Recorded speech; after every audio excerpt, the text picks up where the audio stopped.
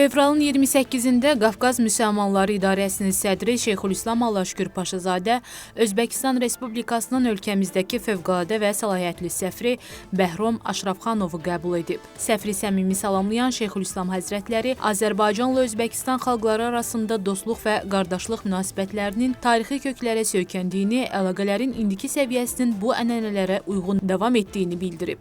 Qafqaz Müsəlmanları İdarəsinin sədri qeyd edib ki, Azərbaycan Respublikasının Prezidenti İlham Əliyevin və Özbəkistan Respublikasının Prezidenti Şavkat Mirziyoyevin ölkələrimiz arasında münasibətlərin inkişafına verdiyi töhfələr danılmazdır. Prezidentlərin qarşılıqlı səfərləri işğaldan azad edilən Qarabağın bərpasında Özbəkistanın yaxından iştirak etməsi dövlət başçıları arasında dostluq və qardaşlıq münasibətlərinin göstəricisidir.